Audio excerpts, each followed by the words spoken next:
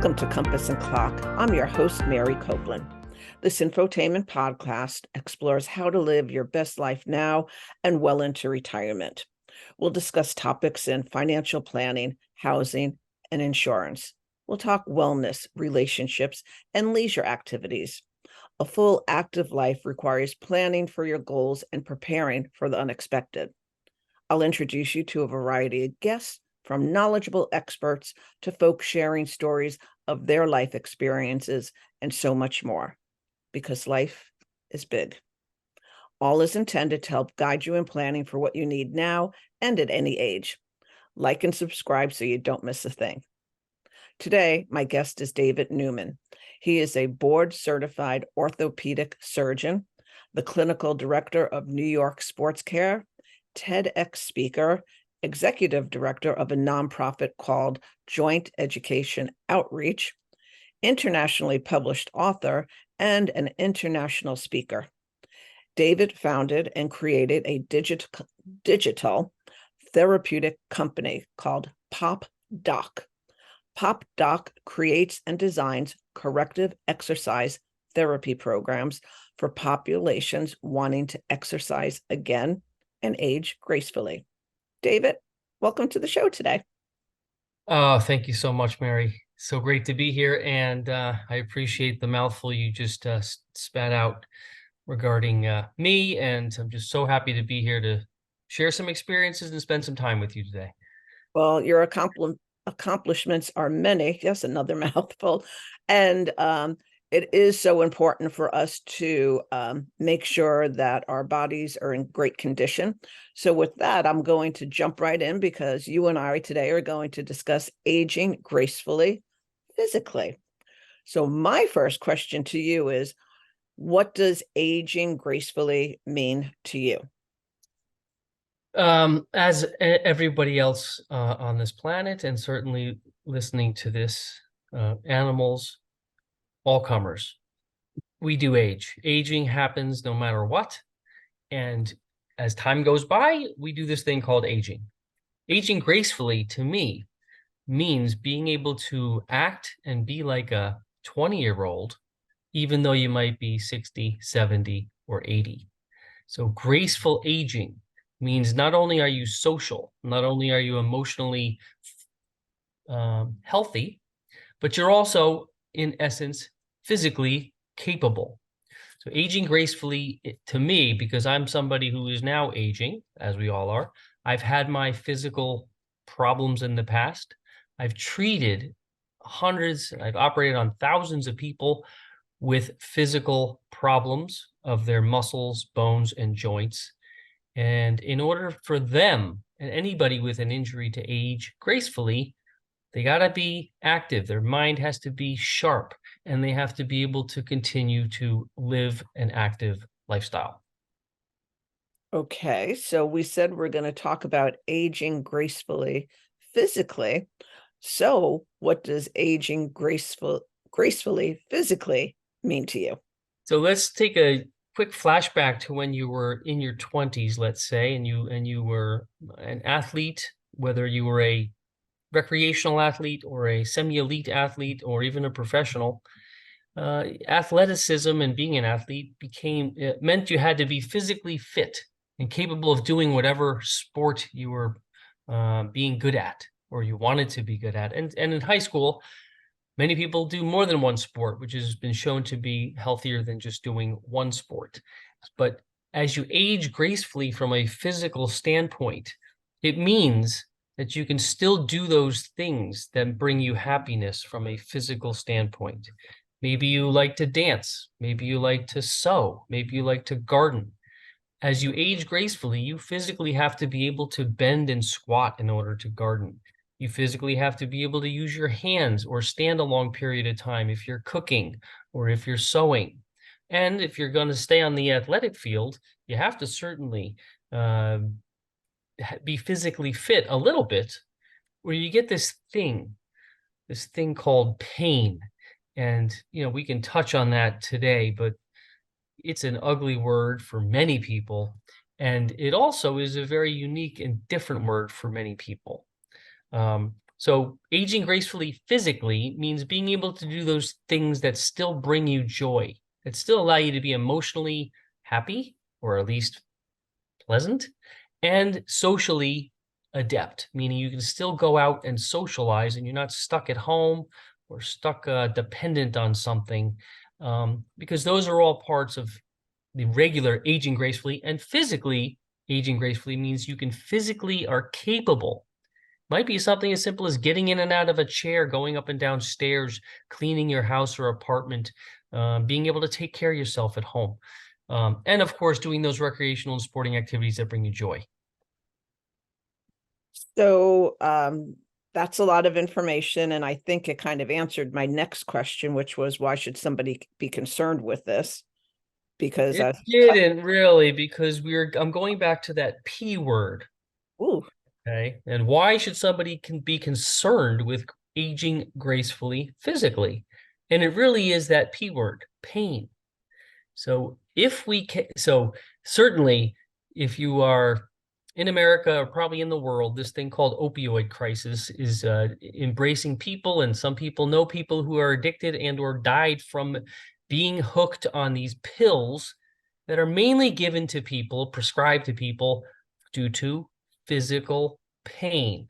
So that's certainly, you should be concerned with being in pain, in a pain, and it's also been shown, pain takes away your joy. It might make you bark at your friends and family. It might make you, not fit in at work because you're so angry about the pain you have that you project it onto the things you do or the way you feel. So pain has been shown to bring about depression, to hurt your feelings of being active or staying social or doing those things that make you feel good. So the biggest reason to be concerned with not aging gracefully physically is you do not want the onset of pain. So knowing what to do when you have pain is very important, but also hopefully being able to avoid this thing called chronic pain. And chronic pain is lasting more than 3 months, meaning the same pain when you wake up in the morning is still there after 3 months. And you're like, man, I wanted this thing to go away day 1. Now it's been day 10, and all of a sudden it's 3 months or 6 months. Like, why do I still have this pain? It can be frustrating. I thankfully don't have chronic pain, but I do have intermittent pain, meaning I've had surgery before on my joints. Therefore, I'm not a perfect human when it comes to my joints, and I am aging. So the joints are very fragile and they do not respond well to trauma, damage, and injury, and even surgery. So by staying physically active and achieving those components of aceful grazing from a physical standpoint, you can hopefully avoid pain or know how to, once it comes, you know how to like get rid of it quickly. And a lot of that time is, okay, rest, listen to your body, and then do this crazy great thing called exercise. So can you give us some of the key components that will help somebody achieve graceful aging? Yes, and so thank you for asking. I want to talk about, for now at least, physical graceful aging. We can then, and I like to believe that there's more than just physically gracefully aging, but we'll get to that a little bit later. But for physical, on the physical side of things, okay, whether you've had surgery, you have an old injury, you have had a new slip, trip and fall, whatever it might be, or you might have just banged your elbow against the countertop or something like that. You might get this thing called inflammation. That might cause swelling, warmth, pain, stiffness. So some of the components to help you overcome that deficit you might have or that issue you might have, it involves exercise. And so the components that I believe about fully when it comes to graceful aging physically are flexibility or mobility, balance, and then strength. And so these 3 components and how to achieve them is just achieve, restore, or maintain them are very important for you as an aging individual, because you maybe want to play with your grandchildren. you maybe want to stay happy and active doing those recreational or those sporting activities.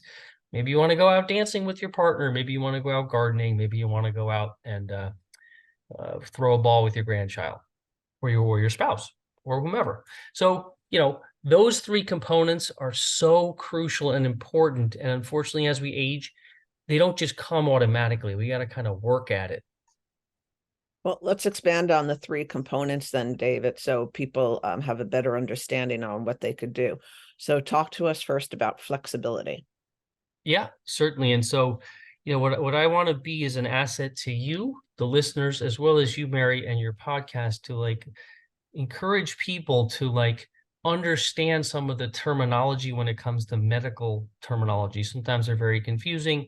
So we talk about this term flexibility. And so I liken it to two different facets. One of them is motion, and the other one is the strength or the capacity to achieve and maintain a full range of that motion. So every person might be able to make a fist, but some make further range of motion of each digit or each joint within each digit than another person.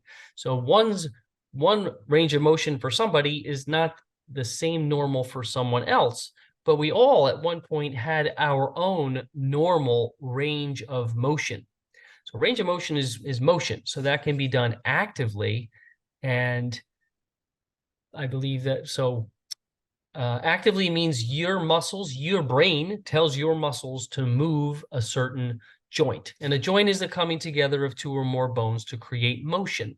So when you actively want to grab a cup on the counter, you say to your brain, go up to that cup with your hand and then grip it. So that's active motion where you're grabbing the cup. So there's also called passive motion, meaning if you have a stiff wrist or a stiff finger from overuse or computer usage or typing or texting, you might have to passively or have another part of your body, like your other hand, squeeze that joint and make it come all the way full again. Make that fist, squeeze one hand on the other. And for those who can see what I'm doing, it's about just using my left hand to squeeze my right hand so it becomes fully flexed. Same thing with my wrist. If I want to push my wrist down and relax the forearm muscles on the right side, I can push it down. That's called passive motion. That helps you achieve your normal full range of motion. Now, flexibility allows you to really stretch out the tissues in a passive way, meaning go further than your normal motion. You push it a little further to get even more flexible.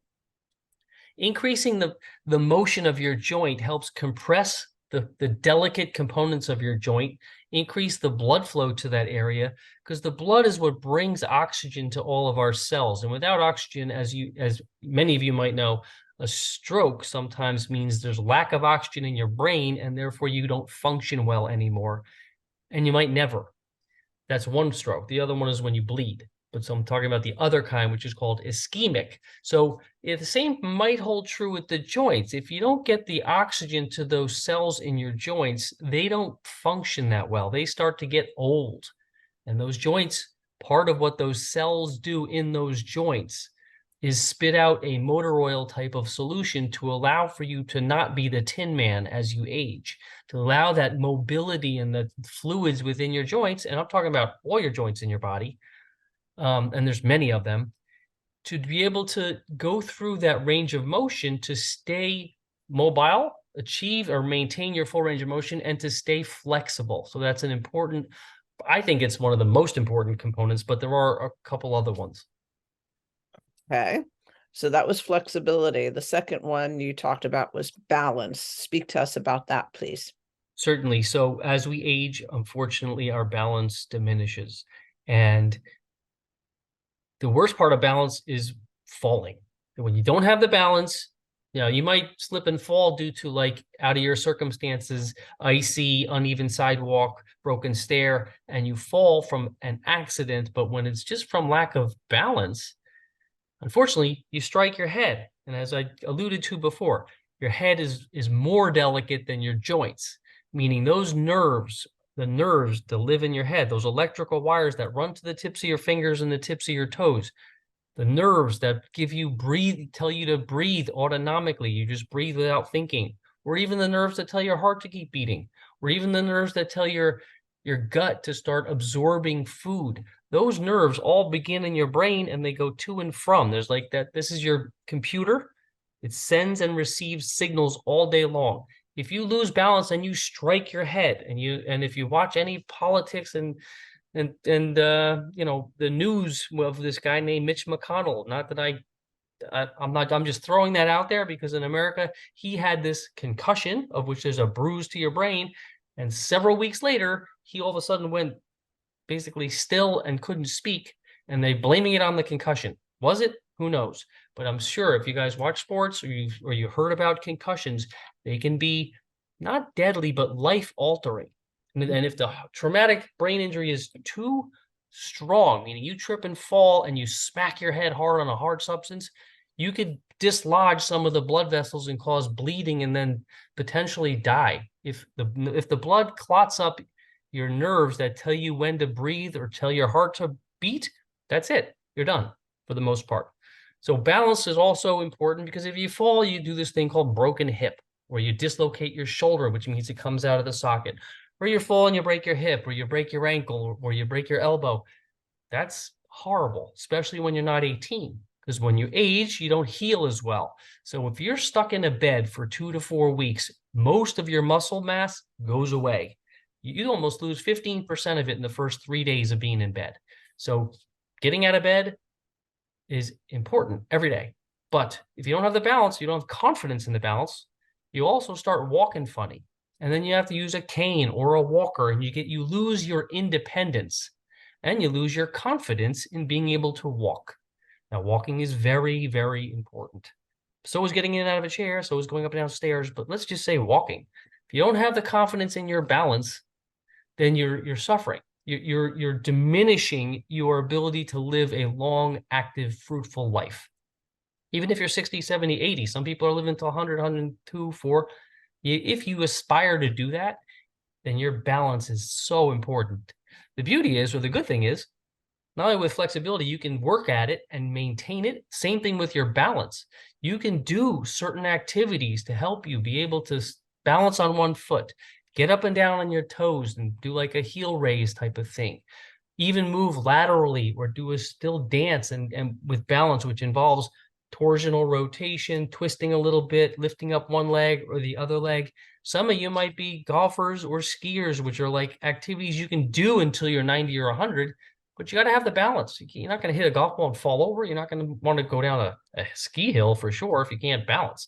So balance is important. You can do the right activities to maintain your balance so you can stay mobile. And as you keep referring to aging, we're aging the minute we're born. I just aged just now. So did you. So did our listeners, you know, and balance when you have kids, watching a baby learn to walk. So balance is critical. The last one was strength. Can you talk to us just a little bit about that one? Because I want to make sure we get to the rest of our questions too. I know I'm a little bit loquacious. My passion is there because, so I just read this article today. It's a quick segue that even within our own body, we have many different organs. One organ might be older than you are chronologically. So that's a little bit more on like lifestyle and how you can preserve it and do better during it. But every organ almost has its own lifespan. So if you treat each organ well, then, you know, you run the benefit of, you know, aging gracefully. So when I look at about organs now, I'm thinking, okay, joints, they're kind of organs, even though they haven't been classified as organs.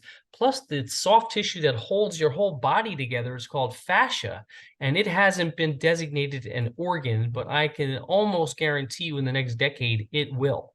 Just like the gut microbiome might become an organ someday, even though right now it isn't. But as we come to strength, that is by far the most important aspect of aging gracefully physically. So, and even 80-year-olds can lift weights.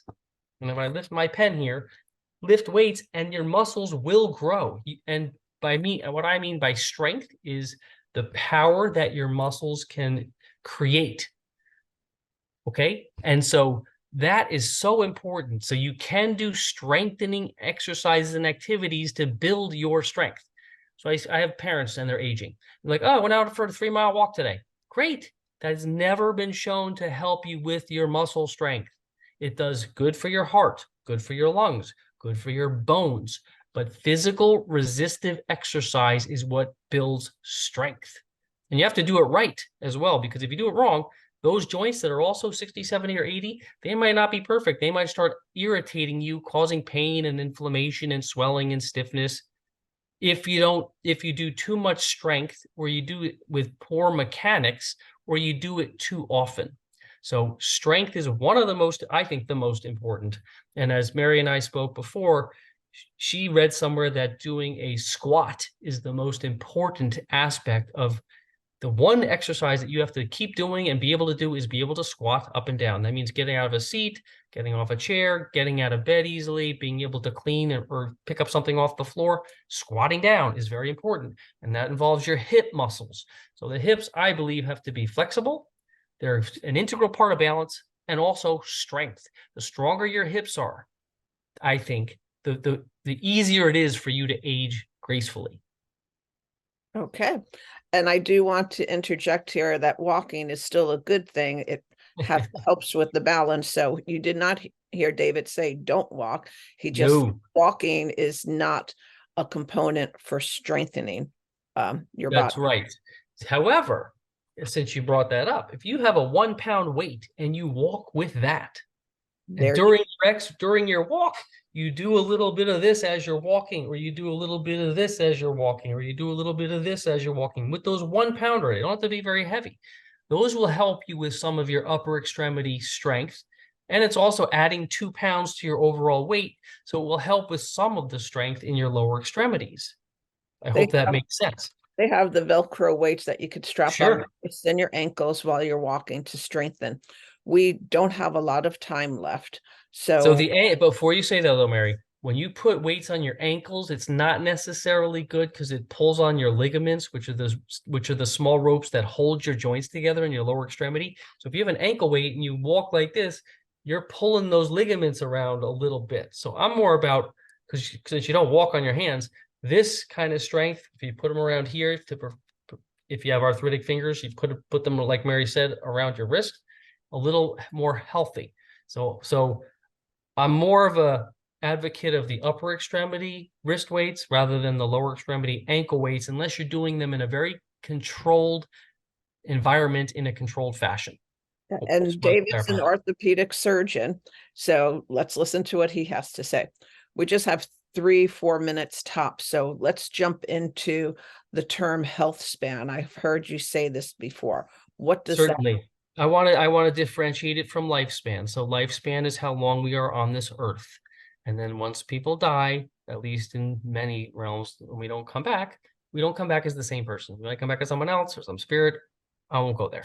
But lifespan is one of those things, like heaven forbid you have a heart attack or a stroke or cancer.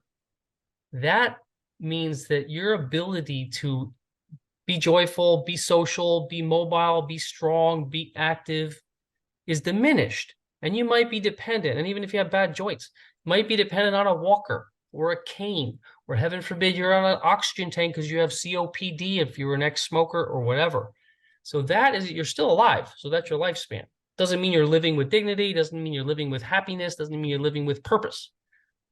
Health span, on the other hand, is living at a high level of function and emotional health and sociability and cognitively there for a long time, and all of a sudden you just die at the very end. So a health span. So achieving a longer health span is something that at least I aspire to, and hopefully you will too if you have something to live for.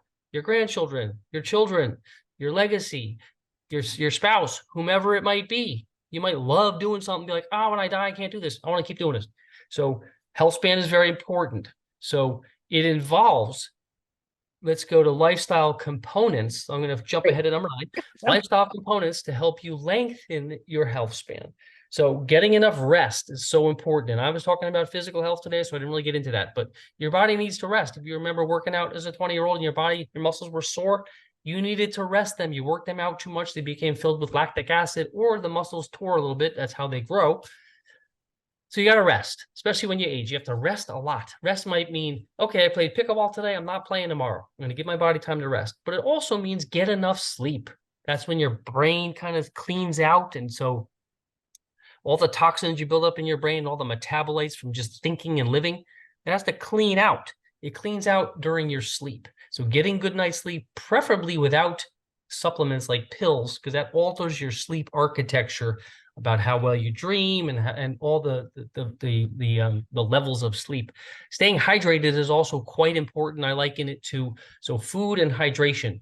Food is the gas, hydration is the oil in your car.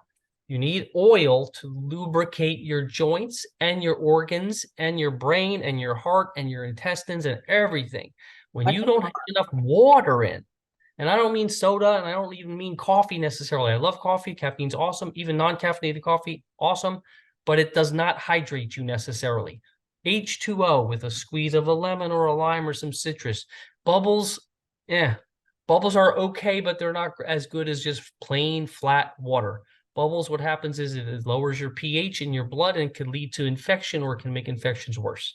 So I'm not a huge advocate of bubbles, although they've never been shown to be detrimental. I just think it's setting you up for bacterial growth within you. So because of your lower pH or you're more acidic, so because of the carbonation, the CO3. So hydration, rest, sleep, food, the right food. So portion control, high quality food to help you. When you have the ultra processed foods or these meats that are like filled with antibiotics, herbicides, pesticides, hormones, those are going to negatively impact you as far as your aging gracefully. So if you can have access to it and you can afford it, going with the higher quality foodstuffs is been shown, at least in some studies, to help you age gracefulully. So the physical components also, if I can slide my chair back. David, we're almost like literally out of time. So okay. I don't have much, but because you're completely compassionate about this, and we might need to do another podcast. So if there are two things people can walk away with in 30 seconds, tell us what those two things are from today's Absolutely. So don't stop moving. That wasn't even one of them, but I'm going to say that. So there's this term called knowledge equals power. I want to add a term in the middle there, and that's called action. So knowledge, that which you know, plus the action, the things you do, that brings you power, and that's the power to age gracefully, physically and also emotionally and also lifespan. So the other one is healthier joints make happier people. And that's really important too. The healthier your joints are, they're not going to be perfect when you're 60, 70, 80, especially if you've lived an active lifestyle, you've had accidents in your life, or even surgery. But the healthier that they can be, which means the muscles around it are strong and you have flexibility and balance, the happier you will be as a person, because you will not have as severe pain, and it will allow you to continue to live with purpose and have as much fun as you can on this earth until you are no longer here. Fantastic. Dropping the mic right there. David, there is so much information to cover here, but I want to thank you so much for taking the time to speak with us today about how we can improve our quality of life and lengthen it physically and emotionally. So yes, aging in place is such an important and fruitful and achievable thing. I believe so. I believe that. Yep. Well, you heard David. Take care of your bodies physically, emotionally, socially. And until next time, listeners, we'll see ya. Take care. Bye. Thanks, you. David. So great.